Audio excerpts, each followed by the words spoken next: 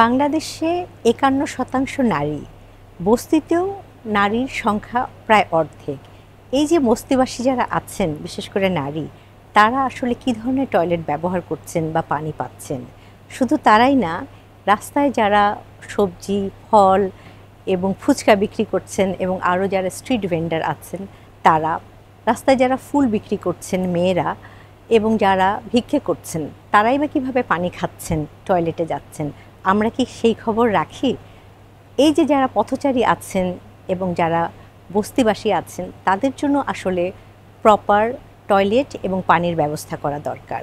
সেজন্য যেটা minimum at least করা দরকার, সেটা হচ্ছে বর্তমানে যেটুকু সুবিধা আছে সেটুকুকে কাজে লাগিয়ে সার্ভিসটাকে কিভাবে আরও ভালো করা যায় এবং অ্যাক্সেসেবল করা যায়।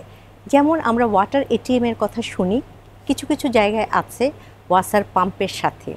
এগুলোকে যদি প্রত্যেকটা বস্তির আশেপাশে একটা করে দেওয়া যায়, তাহলে অন্তত মানুষ একটা নিরাপদ ভালো পানি পেতে পারবে খাওয়ার জন্য।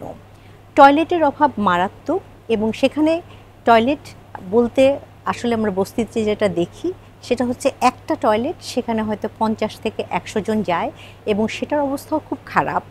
এটার কোনো হাইজিন মেনটেন করা হয় না, এবং পানির যে ব্যবস্থা করা হয় সেখান থেকেই খোলা জায়গা থেকে সবাই পানি খায় এবং নারীরা খোলা জায়গায় গোসল করে।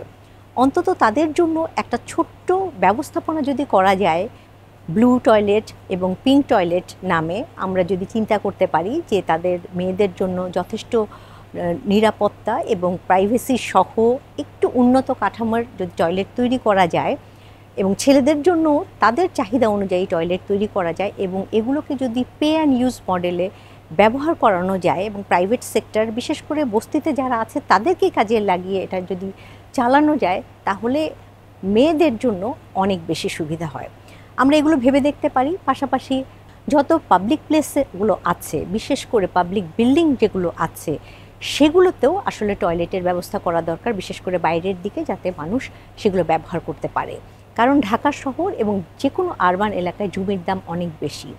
নতুন করে বড় টয়লেট করা এবং জমি কিনে সেখানে টয়লেট করা আসলে খুব বেশি বাস্তবসম্মত না। সুতরাং আমাদের যা রিসোর্স আছে সেটাকে কাজে লাগিয়ে বর্তমানে যা আছে সেগুলোকে রেনোভেট করে এবং এটার অপারেশন মেনটেন্যান্সকে ভালো করে কিভাবে আমরা বাস্তবসম্মত উপায়ে আরও বেটার প্ল্যানিং করে মানুষের কাছে পৌঁছতে পারি সেবা, সেই চেষ্টাটাই আমাদের করা উচিত।